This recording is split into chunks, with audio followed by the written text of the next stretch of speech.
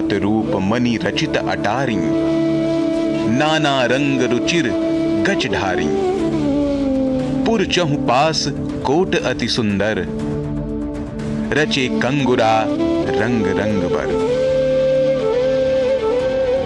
गोस्वामी तुलसीदास जी ने राम जी के वनवास के वापस लौटने के बाद भी अयोध्या का वर्णन किया है। तुलसीदास जी लिखते हैं कि अयोध्या वासियों के घर स्वर्ण और रत्नों से जड़े हुए हैं। घरों की अटारी से लेकर खंभे और फर्श तक अनेक रंग बिरंगी मड़ियों से ढले हुए हैं। सरयू नदी के किनारे किनारे ऋषि मुनियों ने तुलसी के साथ साथ बहुत से पेड़ लगा रखे हैं। अयोध्या, जहाँ के राजा स्वयं प्रभु राम हैं, वहाँ की जनता समस्त सुखों से परिपूर्ण है। हनुमत बैठे चरणों में जपते बस उनका ही नाम, संग उनके हर आंगन गाता बस राम के गुणगान। हो दीप जलाओ, खुशियां मनाओ, आए हैं मेरे राम। एक बार फिर अयोध्या में वैसी ही तैयारियां दिखने लगी हैं। शताब्दियों का वनवास भोगने के बाद एक बार फिर श्री राम अयोध्या लौट रहे हैं। रामलला की प्राण प्रतिष्ठा के लिए अयोध्या के निर्माणाधीन राम मंदिर में तैयारियां जोरों पर हैं। अयोध्या में राम मंदिर का पूरे देश को वर्षों से बेसब्री से इंतजार है। उनकी प्राण प्रतिष्ठा होने में अब बस कुछ ही दिन बचे हैं। सालों की जद्दोजहद के बाद अयोध्या में राम मंदिर का काम अपने अंतिम चरण में है। बताया जा रहा है कि दिव्य और भव्य राम मंदिर शानदार शिल्प कौशल और आधुनिक इंजीनियरिंग का श्रेष्ठ नमूना होगा। सब ये गीत गाते हैं, पाके अंधेरे पे विजय घर लौट आए हैं, लेकर सीता मैया को घर राम आए हैं। रामलला के निर्माणाधीन भव्य मंदिर में भी खास तैयारियां की जा रही हैं, जो कई विशेषताओं से सुसज्जित होगा। मंदिर निर्माण का लगभग 80% से ज्यादा निर्माण कार्य पूरा हो चुका है। बड़ी बात यह है कि मंदिर के गर्भगृह का मंडप भी बन चुका है। अब जबकि जनवरी के तीसरे सप्ताह तक रामलला को मंदिर के गर्भगृह में विराजित कर दिया जाएगा। श्री राम जन्मभूमि तीर्थ क्षेत्र ट्रस्ट ने अयोध्या राम मंदिर की विशेषता गिनाई है। रामलला का मंदिर ऐसे ही दिव्य और भव्य नहीं कहा जा रहा। श्री राम जन्मभूमि तीर्थ क्षेत्र ट्रस्ट ने राम मंदिर की लंबाई, ऊंचाई और चौड़ाई का ब्यौरा दिया है। इसके साथ ही राम मंदिर परिसर में क्या क्या होगा, इसकी भी जानकारी दी गई है।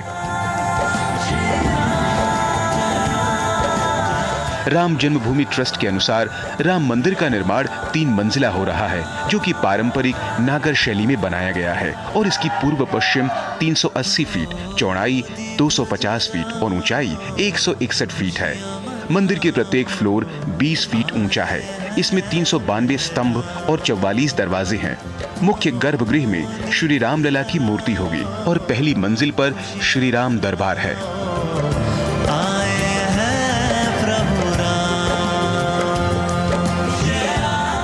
श्री रामलला का ये मंदिर परंपरागत नागर शैली में बनाया जा रहा है। मंदिर निर्माण की ये मंदिर निर्माण शैली रही है। भारत के कई प्रमुख मंदिरों का निर्माण इस शैली में किया गया है, जिसमें खजुराहो के कंदरिया महादेव मंदिर, भुवनेश्वर के लिंगराज मंदिर, पुरी का जगन्नाथ मंदिर, माउंट आबू के दिलवाड़ा का जैन मंदिर, गया का महाबोधि मंदिर और आजादी के बाद बनाए गए गुजरात का सोमनाथ मंदिर प्रमुख हैं। नागर शैली में बने मंदिरों का सबसे बड़ा उदाहरण महाबोधि मंदिर है। प्रारंभिक नागर शैली का उपयोग देश में 5वीं शताब्दी में ही शुरू हो गया था। मंदिरों में सरल घुमावदार शिखरों का उपयोग शुरू हुआ। ऐसे शुरुआती मंदिरों को प्रारंभिक नागर शैली के रूप में वर्गीकृत किया गया है। प्रारंभिक नागर शैली 7वीं शताब्दी में मुख्य धारा नागर शैली में परिवर्तित हो गई। नागर शैली हमारे देश की सबसे प्राचीन शैली है। हमारे पहले के जितने भी मंदिर बनते थे वो प्रायः करके नागर शैली में बनते थे।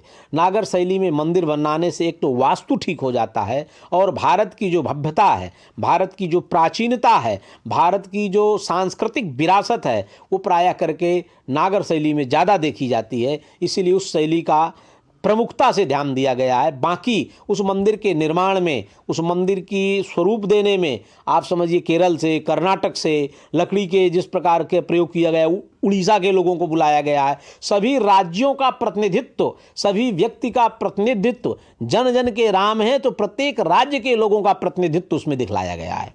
बेसिकली नागर शैली के बारे में अगर बताओ तो पूरे भारतवर्ष में शास्त्रों में तो 16 शैलियाँ लिखी गई है, लेकिन 3 शैलियाँ मेन है जो अभी आप देख सकती है। एक तो जो नॉर्थ इंडिया में चलती है वो नागर शैली है, दूसरी वसेरा जो मिडिल इंडिया में है, और साउथ में द्रविडियन शैली है। और नागर शैली जो है शायद सारी शैलियों में आर्किटेक्चरली वेल डेवलप्ड शैली है, क्योंकि आर्किटेक्चरली इसमें बहुत स्कोप है, बहुत डिज़ाइनिंग में आप कर सकते हो। तो उसी टाइम पे जिस टाइम पे पापा ने इसका सोचा था तब नागर शैली में ही, और ये नॉर्दर्न इंडिया में है तो नागर शैली में बने, तो उसी का चयन किया गया कि भी नागर शैली में ही इसको बनाया जाए। अयोध्या में बन रहा श्री राम लला के मंदिर की पूर्व से पश्चिम दिशा में लंबाई 380 फीट, चौड़ाई 250 फीट तथा ऊंचाई 161 फीट रहेगी। मंदिर 3 मंजिला रहेगा। प्रत्येक मंजिल की ऊंचाई 20 फीट रहेगी। मंदिर में कुल 392 खंभे व 44 द्वार होंगे। मंदिर के मुख्य गर्भगृह में प्रभु श्री राम का बाल रूप, श्री राम लला सरकार का विग्रह और प्रथम तल पर श्री राम दरबार होगा। मंदिर में कुल 5 मंडप की परिकल्पना की गई है, जिसमें नृत्य मंडप, रंग मंडप, सभा मंडप, प्रार्थना मंडप व कीर्तन मंडप शामिल हैं। मंदिर को भव्य बनाने के लिए मंडपों की संख्या में बढ़ोतरी की गई।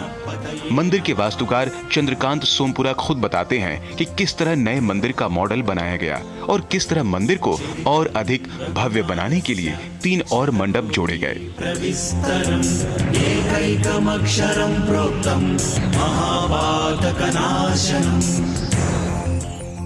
पुरानी डिजाइन में रंग मंडप, गुड़ मंडप और रंग मंडप और सिंह द्वार था, उसकी जगह हमने 3 मंडप और बढ़ा दिए इसके अंदर।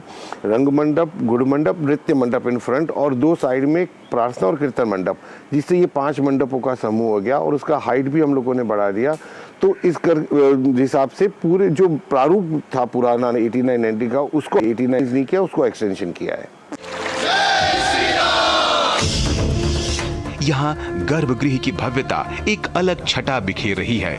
गर्भगृह पूरी तरह बनकर तैयार है। इसके बीचों बीच भगवा ध्वज श्री राम के स्थापित होने का इंतजार कर रहा है। मंदिर के मुख्य द्वार से ही गर्भगृह स्पष्ट नजर आएगा। हजारों की भीड़ में भी श्रद्धालु प्रारंभिक सीढ़ी से ही भगवान के दर्शन कर सकेंगे। मर्यादा पुरुषोत्तम श्री राम के मंदिर के भव्यता में 3 द्वार 4 चांद लगाएंगे। मंदिर में प्रवेश पूर्व दिशा से 32 सीढ़ियां चढ़कर सिंह द्वार से होगा। इसके अलावा मंदिर के बाईं और दाईं तरफ भी 2 भव्य द्वार बनाए गए हैं। व्यवस्था ऐसी की गई है कि हजारों श्रद्धालु एक साथ भगवान के दर्शन कर पाएंगे। गर्भगृह से सटा परिक्रमा मार्ग भी बनाया गया है। इस मार्ग की दीवारों पर सुंदर चित्रकारी की गई है और मंदिर के खंभों और दीवारों में देवी देवता तथा देवांगनाओं की मूर्तियां उकेरी जा रही हैं।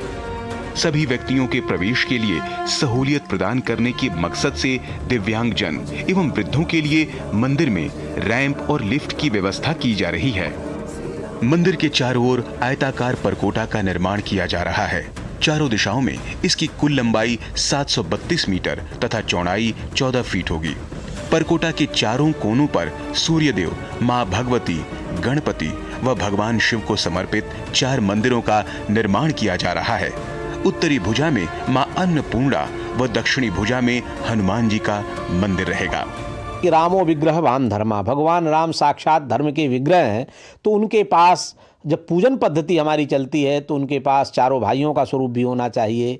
माँ जानकी का भी विराजमान होना वहाँ उतना ही आवश्यक है। हनुमंत लाल का होना भी उतना आवश्यक है।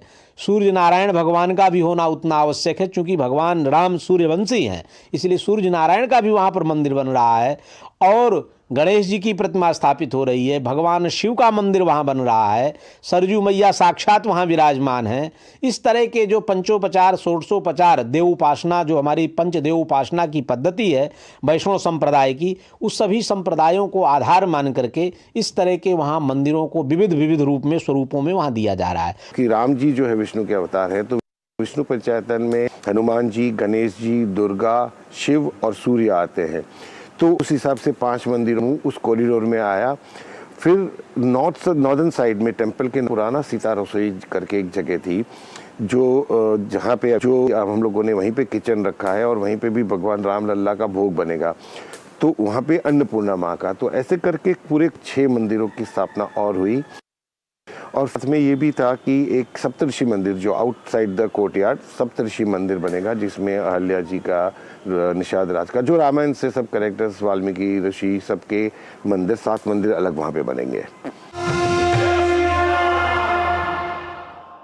फोटो देख रहे हैं, मैं वो अशोक श्रीवास्तव, कोई फैक्ट चेकर चाहता है कि राज्य मुसलमान आज लड़ियों सवाल है। आसान नहीं होता सच के लिए लड़ना। जिसकी आवाज कोई नहीं बनेगा, उसकी आवाज हम बने। जो डर जाते हैं वो झूठ से कहां टकराते हैं। जो गरीब के स्कूल में, गरीब के स्वास्थ्य के लिए खर्च होना चाहिए, वो लूट कर इन्होंने अमीर ठेकेदारों को दे दिया। सच को जानना हो तो झूठ पर करना होता है प्रहार, हर बार, बार बार। मैंने आपसे पूछा, आपने ठीक है नहीं कहा ना आपने। और कोई मुद्दा नहीं है तो सोनिया गांधी की गुडबुक में मैं अपना नाम गोल्डन अक्षरों में कैसे दाखिल करूं? इसलिए न फेक न्यूज न झूठ, हमेशा सच के साथ 2-2। देखिए मेरे साथ 2-2, सोमवार से शुक्रवार रात 9 बजे सिर्फ डीडी न्यूज पर।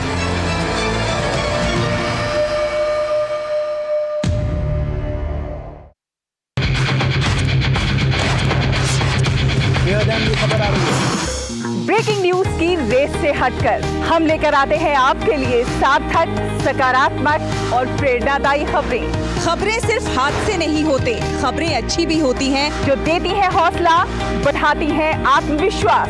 मुश्किल वक्त में भी जब लोगों ने दिखाया कुछ कर गुजरने का जज्बा, हम लेकर आते हैं अपने इस खास कार्यक्रम में आम लोगों के जज्बे की कहानियाँ। देखिए मेरे साथ गुड न्यूज जज्बा इंडिया का।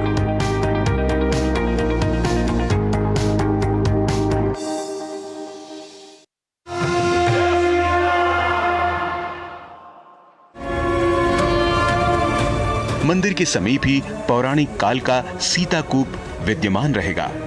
मंदिर परिसर में महर्षि वाल्मीकि, महर्षि वशिष्ठ, महर्षि विश्वामित्र, महर्षि अगस्त्य, निषाद राज, माता शबरी व ऋषि पत्नी देवी अहिल्या को समर्पित अन्य प्रस्तावित मंदिर होंगे। दक्षिण पश्चिमी भाग में नवरत्न कुबेर टीला पर भगवान शिव के प्राचीन मंदिर का जीर्णोद्धार किया गया है एवं तथा वहां जटायु प्रतिमा की स्थापना की गई है।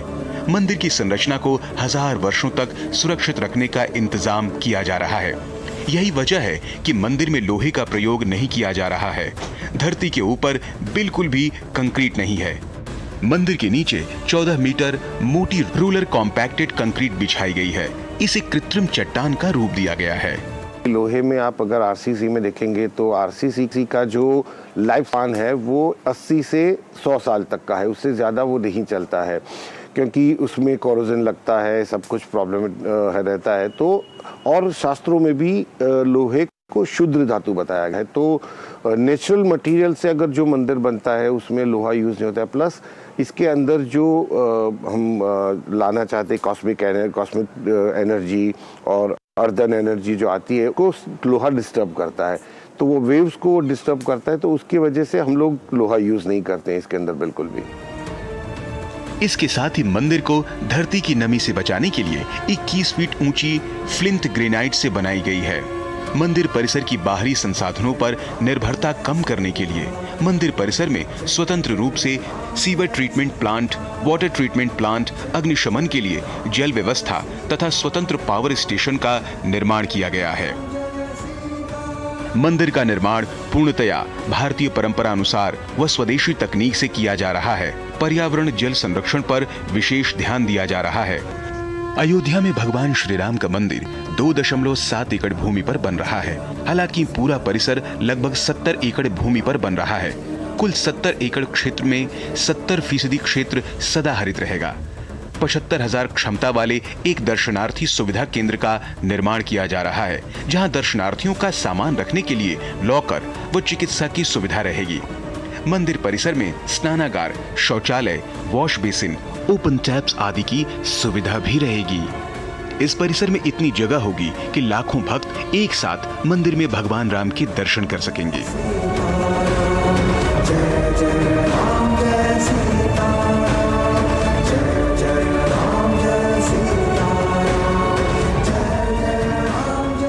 मंदिर में जाएंगे, कोपरकोटा से लेके वहाँ तक पूरे बहुत स्मूथ रैंप्स दिए गए हैं कि जिससे आदमी खुद, किसी की भी ज़रूरत नहीं पड़े, लेकिन खुद आदमी व्हीलचेयर पे ऊपर जा सके। तो डिसेबल के लिए सारी मतलब ग्राउंड फ्लोर पे आराम से ऊपर जाके दर्शन कर सकता है। Even on the back side of the temple, क्योंकि टेम्पल में हम लोग स्टील यूज़ नहीं कर सकते, लेकिन कॉरिडोर में हमने लिफ्ट की प्रावधान भी किया हुआ है कि जो लिफ्ट में ऊपर आके उस कॉरिडोर को कनेक्ट किया गया है कॉरिडोर से, कि वहीं से खुद दर्शन करके जा सके। तो हर हिसाब से मतलब कोई भी यात्रालु अगर आएगा, कोई भी डिसेबल भी आएगा, तो उसके लिए कोई भी असुविधा नहीं होगी, वो बहुत आराम से इसके दर्शन कर पाएंगे।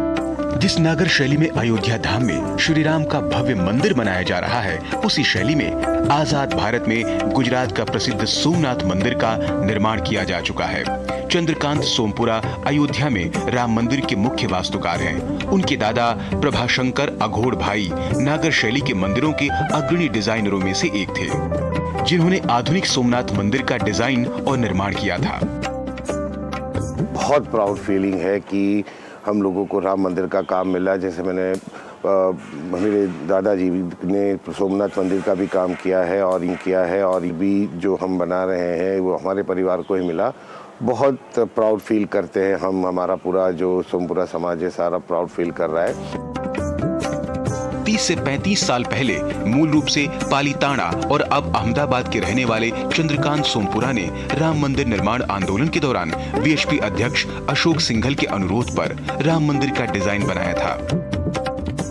कई वर्षों बाद सुप्रीम कोर्ट के फैसले के बाद चंद्रकांत सोमपुरा के बनाए डिजाइन के मुताबिक अयोध्या में भगवान श्री राम का भव्य मंदिर बन रहा है। ये भी एक दिलचस्प किस्सा है। आंदोलन के दौरान राम मंदिर का नक्शा तैयार करना भी किसी चुनौती से कम नहीं था। किस अभिनव तरीके से नक्शा तैयार हुआ और किस तरह हरिद्वार कुंभ में इस नक्शे को देश के साधु संतों को दिखाया गया, इसका भी किस्सा कुछ कम रोचक नहीं है। ये 1989-90 की बात है, जब अशोक जी वीएचपी के थे।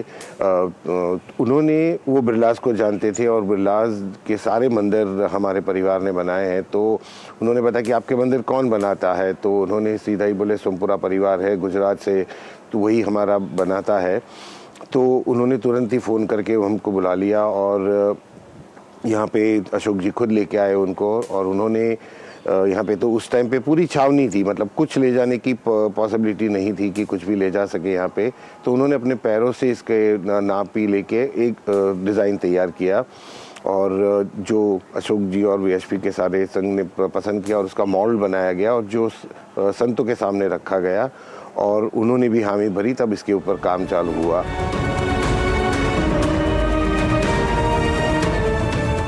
मंदिर निर्माण के जरिए विशेष धार्मिक महत्व वाली पंचकोसी यात्रा को भी भव्यता प्रदान की जा रही है। बड़ी बात यह है कि पंचकोसी यात्रा की शुरुआत और अंत मंदिर के द्वार से होगी। मंदिर प्रांगण से कुछ दूर तक अंडरग्राउंड रास्ता बनाया जा रहा है। कुछ भाग बनकर तैयार भी हो गए हैं। जब पंचकोसी मार्ग पूरी तरह बनकर तैयार हो जाएगा तो श्रद्धालुओं का सीधा जुड़ाव श्री राम मंदिर से हो जाएगा। पंचकोसी क्षेत्र में भी पवित्रता के साथ, सूचिता के साथ और बहुत ही किसी प्रकार के पंचकोसी यात्रियों को कोई तकलीफ ना हो, तो उसको और सुदृढ़ और सुगम्य बनाया जा रहा है, सुरम्य बनाया जा रहा है, मनोहारी बनाया जा रहा है कि हमारे लोग जो भी आस्था रखने वाले लोग हैं, हिंदू भाई बहन, वो जाएं तो पंचकोसी की परिक्रमा सफलतापूर्वक कर सकें, उन्हें किसी प्रकार की कठिनाई का सामना न करना पड़े। मंदिर के निर्माण में बंसी पहाड़पुर के पत्थर का इस्तेमाल किया गया है। यह पत्थर गुलाबी रंग का है और सैंडस्टोन है। चूंकि सैंडस्टोन में सबसे अधिक मजबूती होती है, इसलिए मंदिर का निर्माण इसी पत्थर से कराने का निर्णय पहले से ही लिया गया था। गर्भगृह अन्य पत्थरों से भी बनाया जा सकता है। इसके बाद सभी ने निर्णय लिया और बंसी पहाड़पुर में पत्थर का मंदिर बनाया जा रहा है। दरअसल भगवान श्री रामचंद्र चिर सनातन संस्कृति के वाहक हिंदू धर्म की आस्था के प्रतीक हैं। भगवान श्री राम का भव्य मंदिर अयोध्या में बनने जा रहा है, जो कि कई दशक पुराना संकल्प पूर्ण होगा, जहां संत इसे सनातन धर्म के विकास और भारत की संस्कृति के उत्थान के तौर पर देख रहे हैं। वहीं अयोध्या के लोगों को यह विकास का दरवाजा खुलता दिख रहा है। संतों का यह भी कहना है कि अयोध्या अब अपनी सांस्कृतिक भूमिका निभाने को तैयार है। तो राम मंदिर तो हमारा प्रमुख मंदिर होगा, लेकिन उस मंदिर के अंदर आनुषंगिक तमाम ऐसे मंदिरों को बनाने का विधान है, कुछ ऐसे पार्क बनाने का विधान है, कुछ लाइब्रेरियां बनाने का विधान है, कुछ जो हमारे त्यागी तपस्वी महापुरुषों ने बलिदान दिया है उनके नाम से कुछ प्रतीकात्मक चिन्हों को बनाने का विधान है। तो ये सारी व्यवस्थाएं यथाक्रम से चलती रहेंगी। ये राम मंदिर तो आराध्य मंदिर है ही, लेकिन राष्ट्र का प्रतीक मंदिर भी है, इसलिए राष्ट्र मंदिर के रूप में भी ये हमारे आपके लिए आस्था का केंद्र बनेगा। अखिल भारतीय संत समिति के राष्ट्रीय महामंत्री स्वामी जितेंद्रानंद सरस्वती इसे सनातन धर्म की प्रबंधन कला से जोड़कर देखते हैं। उन्होंने कहा कि राम मंदिर के बहाने सनातन हिंदू धर्म की प्रबंधन कला का विकास होगा।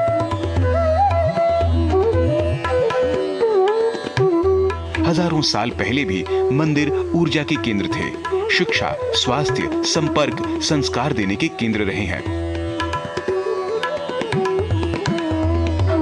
अब फिर ये भूमिका अच्छे से निभाई जाएगी। मंदिर के जरिए शिक्षा, गुरुकुल, वेद पाठशाला और आधुनिकता का मेल होगा।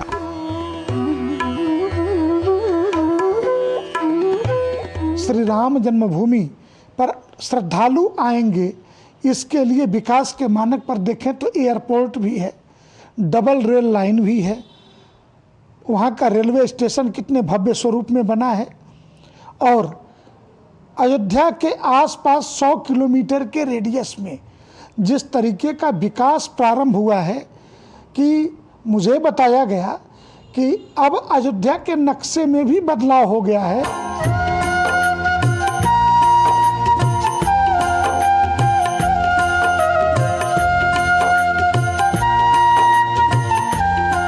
जाहिर है अयोध्या धाम का वैभव एक बार लौटने को तैयार है।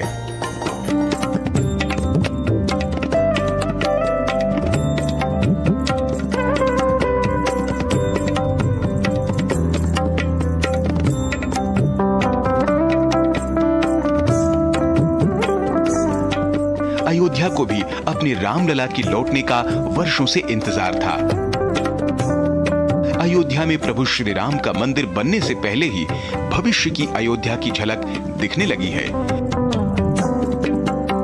श्री राम मंदिर निर्माण अयोध्या के पुनर्स्थापना का कारक बनने जा रहा है। अब अयोध्या का नए सिरे से राज्याभिषेक होगा। जल्द ही अयोध्या राम मंदिर निर्माण के साथ ही पूरे विश्व का मार्गदर्शन करने का काम करेगी।